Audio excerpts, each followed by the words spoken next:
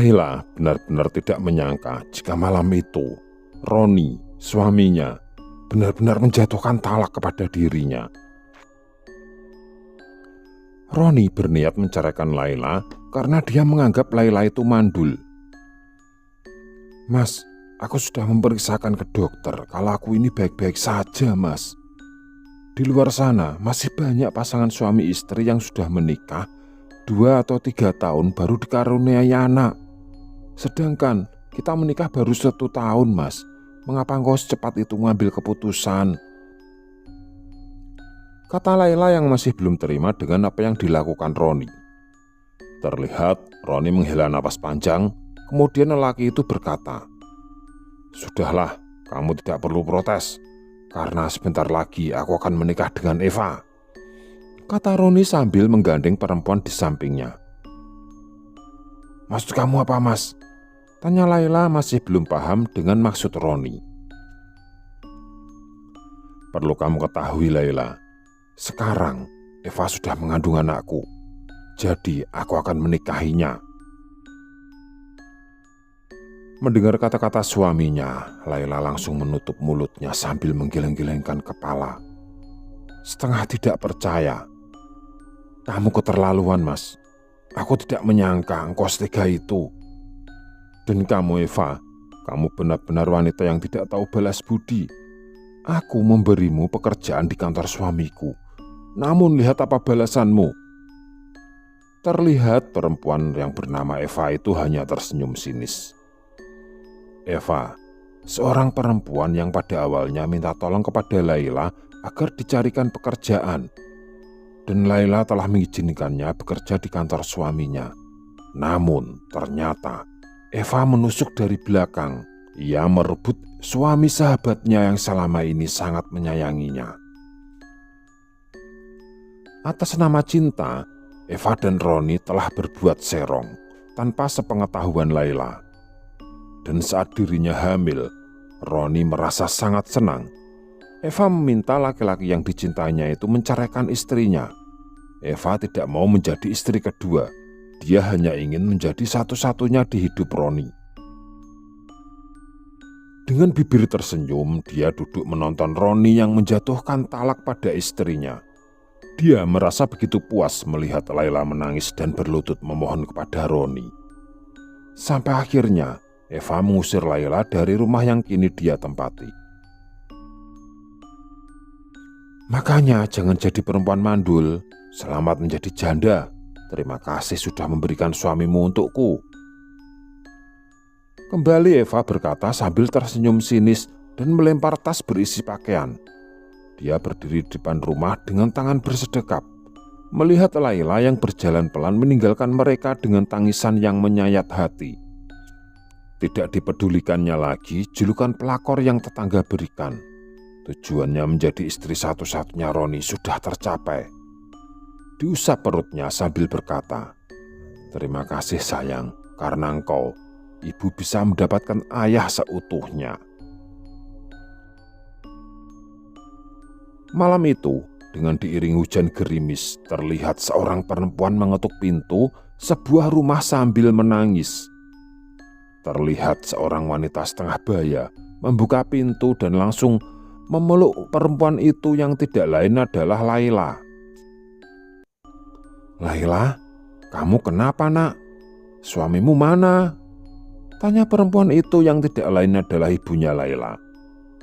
Laila hanya bisa menangis tanpa bisa berkata apapun. Melihat hal itu, sang ibu langsung menyuruhnya masuk dan membawakannya baju ganti. Setelah beberapa saat lamanya, akhirnya Laila bisa menenangkan dirinya. Dia pun menceritakan semua yang baru saja dia alami. Mendengar cerita anaknya, sang ibu hanya bisa menangis dan langsung memeluk Laila. Namun tanpa disadari Laila, terlihat sorot mata wanita setengah tua itu memancarkan sorot mata amarah dan dendam. "Roni, Eva, kalian jangan senang dulu. Lihat saja apa yang bisa aku lakukan pada orang-orang bejat seperti kalian," kata ibunya Laila dalam hati. Menjelang tengah malam, ketika Laila sudah tertidur pulas, diam-diam sang ibu yang bernama Bu Marmi itu diam-diam pergi ke belakang rumah dan menyalakan dupa. Terlihat wanita itu mengeluarkan sebuah bungkusan kecil yang menyerupai sesosok pocong sebesar ibu jari.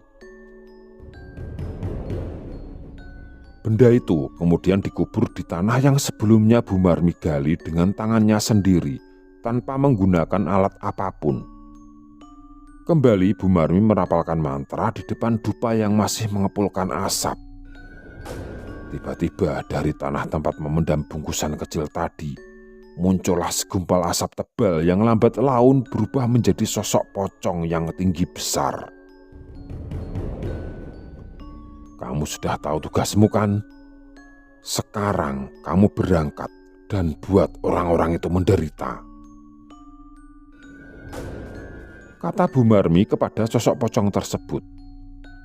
Terlihat pocong itu membukukan badan seperti memberi hormat kepada Bu Marmi yang kemudian perlahan-lahan berubah menjadi asap tebal dan menghilang. Pada suatu siang, terlihat Roni dan Eva hendak memasuki sebuah rumah yang baru saja mereka beli. Ternyata selama ini Eva merasa kurang nyaman dengan rumah yang selama ini mereka tempati. Eva merasa rumah mereka selama ini terlalu sempit. Akhirnya dengan sangat terpaksa Roni pun menjual rumahnya dan membelikan rumah yang lebih besar dan mewah. "Mas, apakah betul rumah ini yang akan kita tempati?" tanya Eva kepada Roni. "Betul sayang, rumah ini yang akan kita tempati. Apakah kamu suka?" tanya Roni menatap ke arah istrinya. Eva memandangi rumah berlantai 2 itu. Tiba-tiba dia merasakan gelisah di dalam hatinya. Entah karena apa, dia tidak tahu. Eva merasa ada yang aneh dengan rumah pemberian suaminya itu. "Tapi rumah ini sepertinya sudah lama tidak ditinggali. Kenapa kamu membeli rumah ini?" tanya Eva lagi. "Loh, emang kenapa? Kok sepertinya kamu tidak suka dengan hadiah rumah ini?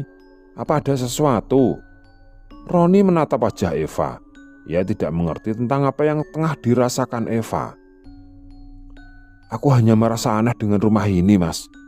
Tampilan dan desain rumah ini sebenarnya terlihat cukup bagus. Halamannya pun cukup luas. Tapi entah kenapa aku merasa tidak suka dan tidak mau tinggal di rumah ini," jelas Eva. Roni menghela nafas. Kemudian dia berkata, "Eva, apa kamu tidak kasihan terhadap Mas? Mas sudah membeli rumah ini supaya kita bisa tinggal berdua di rumah yang lebih luas. Bukankah itu yang kamu mau?" kata Roni setengah berteriak karena dia sudah tidak dapat menahan emosinya. "Iya Mas, iya. Ya sudah, aku minta maaf," jawab Eva yang sedikit kaget karena tiba-tiba Roni bersikap keras terhadap dirinya. Melihat Eva ketakutan, akhirnya Roni pun sedikit menyesal. Dia pun mengangguk, kemudian tersenyum ke arah Eva. Selanjutnya, sepasang suami istri ini melangkah dan membuka pintu lebar. Terlihat di dalam ternyata sudah tersedia beberapa barang yang sudah dibeli Roni. "Lihat sayang, semua perlengkapan sudah Mas beli. Kita hanya tinggal menatanya biar terlihat lebih elegan," ujar Roni.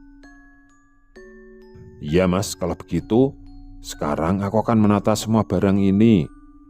Roni mengangguk. Ia membantu Eva membuka semua kardus dan meletakkannya di tempat.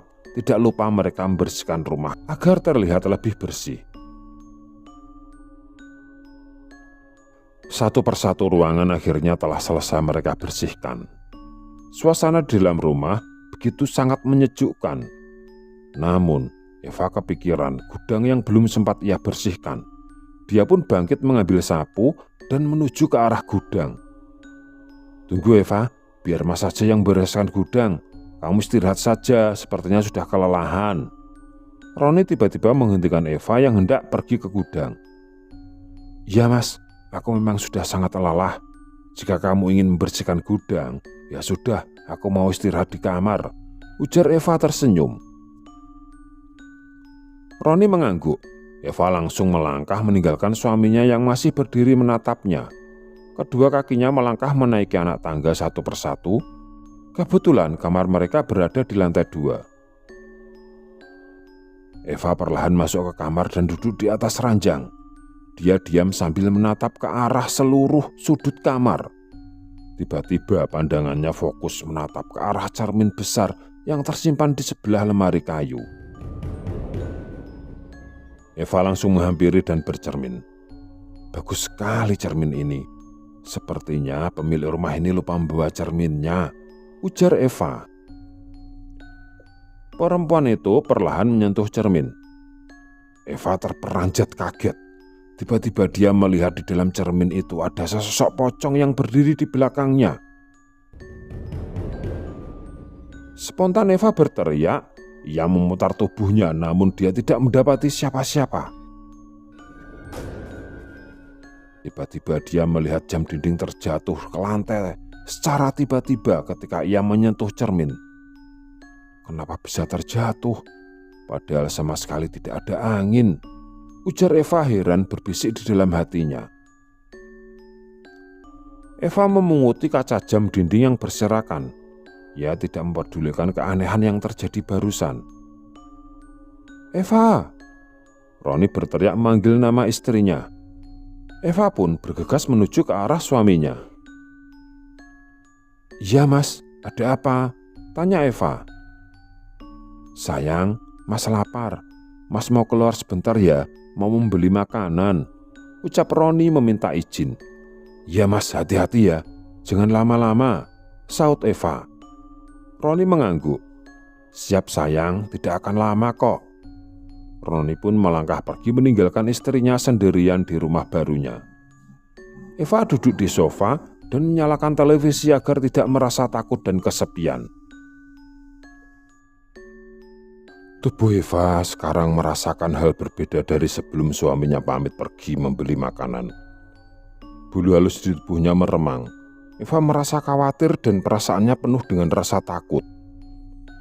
Aduh mas, kamu di mana sih? Kok lama banget? Ujar Eva.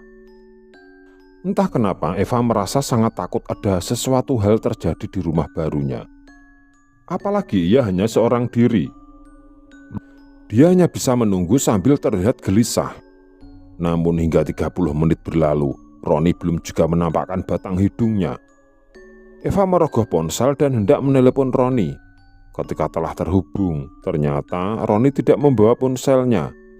Tiba-tiba suara petir bergemuruh. Hujan nampaknya akan segera turun. Eva hingga saat ini masih memikirkan tentang keadaan Roni. Ia sangat takut terjadi sesuatu menimpa suaminya. Mau keluar mencari pun, ia tidak tahu kemana suaminya pergi membeli makanan.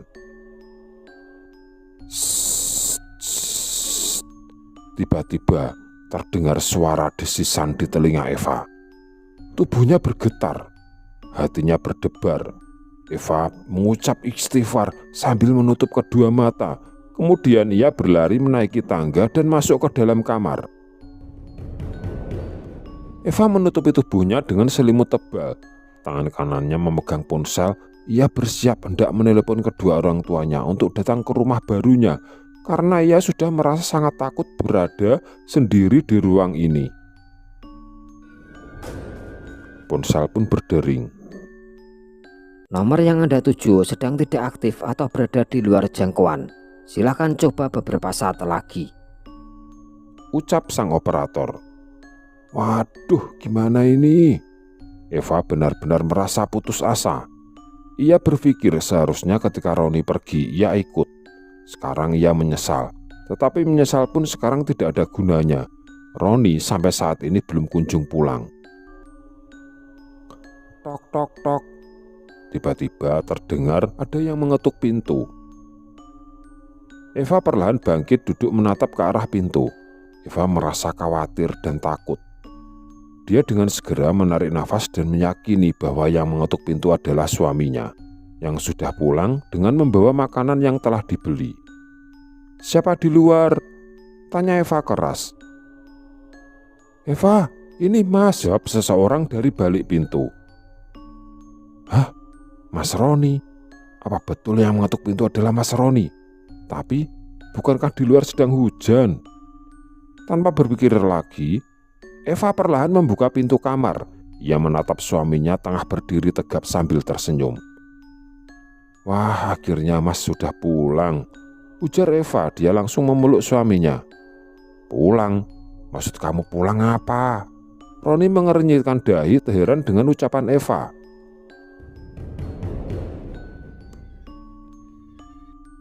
Loh, Mas kan tadi minta izin mau membeli makanan di luar. Terus aku tunggu, tapi sampai 30 menit belum kunjung pulang.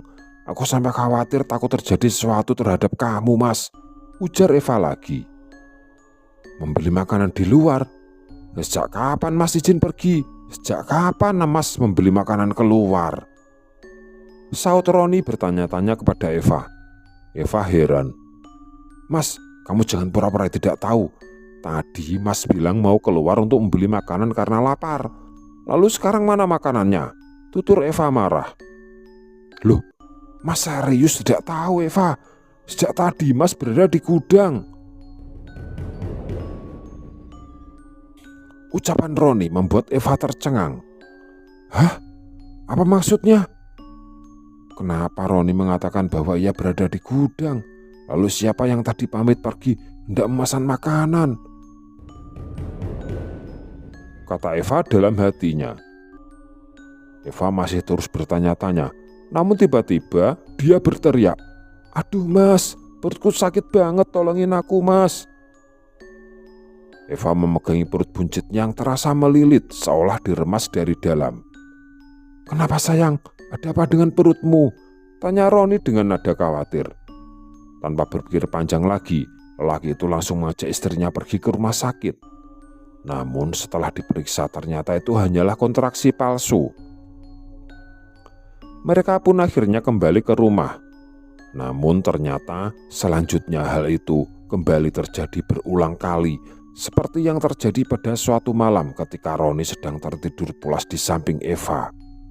Namun kali ini Roni tidak bergerak. Lelaki itu pura-pura tidak mendengar rengekan istrinya. Sudah seminggu ini setiap malam istrinya itu selalu kesakitan membuat dirinya tidak bisa tidur pulas. Awalnya mereka pikir itu kontraksi. Bahkan rasa sakitnya juga langsung menghilang saat bidan memeriksanya. 3 hari mereka bolak-balik ke fasilitas kesehatan karena Eva merasa semakin sakit.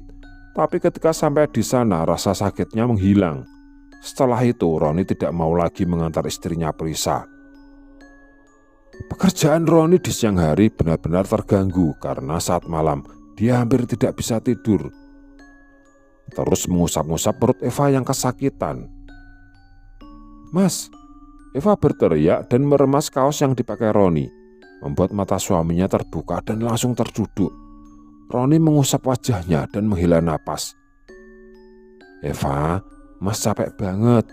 Sudah seminggu tidur cuma sejam 2 jam. Mas tidur di kamar samping ya. Melihat hal itu, Eva menangis mendengar perkataan Roni. Dia kesakitan.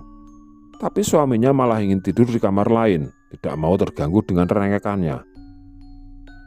Aku ini sakit Mas. Dalam keputusasaannya, Eva berteriak. Wajahnya memelas. Keringat dingin sudah membasahi bagian depan pakaiannya. Terus aku harus gimana? Kita sudah bolak-balik ke bidan. Memang kamu belum saatnya lahiran. Ditahan saja. Aku juga capek, siang harus kerja malam. Gak pernah bisa tidur. Kamu merengek terus. Roni keluar dengan membanting pintu setelah mengeluarkan kata-kata yang menyakiti hati Eva. Perempuan itu hanya bisa menangis tertahan karena sakit fisik dan hatinya.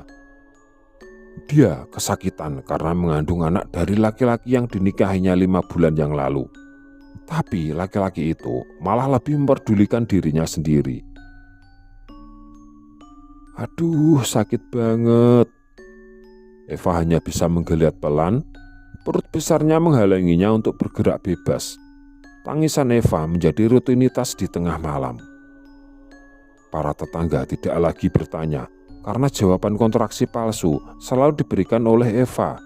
Mereka maklum karena kandungan pelakor itu memang sudah besar. Mas, tolong!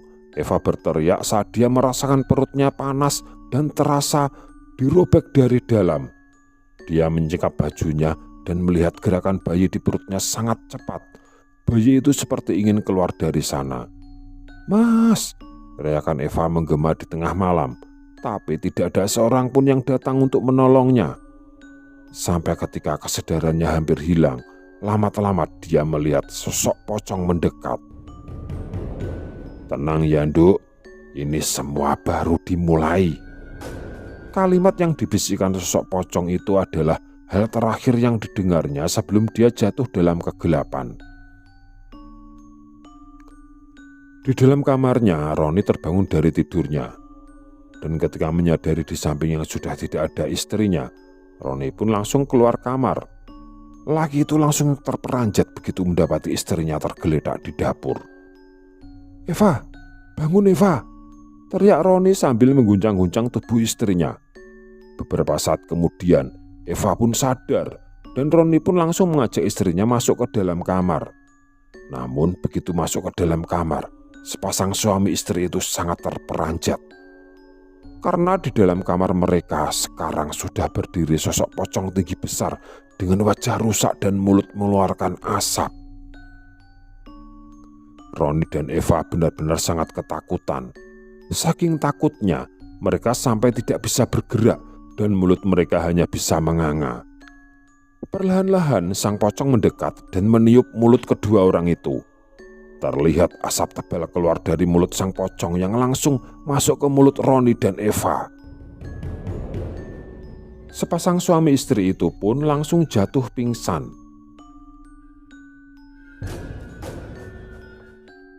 Di pagi harinya, Roni dan Eva sadar dari pingsannya. Namun ketika sudah sadar, Roni merasakan panas seperti tersengat api di bagian kemaluannya. Begitu juga Eva. Perempuan itu merasakan mata dan perutnya terasa sangat panas. Mereka berdua langsung berteriak minta tolong. Para tetangga pun langsung datang dan membawa mereka ke rumah sakit. Sampai di rumah sakit, setelah diperiksa ternyata bayi yang dikandung Eva sudah tidak bisa tertolong. Eva mengalami keguguran. Dan yang lebih parah lagi, kandungannya juga terserang penyakit yang tidak wajar. Hingga akhirnya Eva harus menjalani operasi pengangkatan kandungan. Dan ternyata tidak hanya itu. Semakin hari mata Eva terasa semakin panas, sampai akhirnya kedua matanya menjadi buta.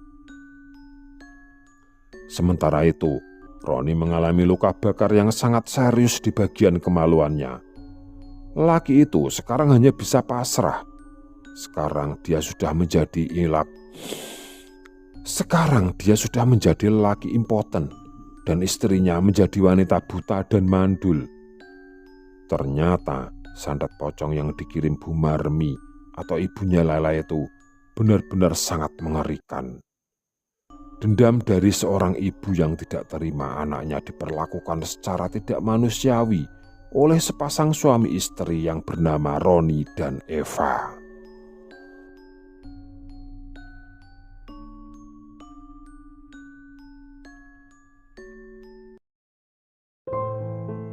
Sekian untuk kisah kali ini. Bagaimana menurut kalian tentang kisah ini? Tulis komentar kalian di kolom komentar. Dan semoga apa yang sudah saya sampaikan dalam kisah ini dapat dijadikan pembelajaran untuk kita semua. Jangan lupa komen, like, dan subscribe. Sekian dan terima kasih. Semoga bermanfaat. Wassalamualaikum warahmatullahi wabarakatuh.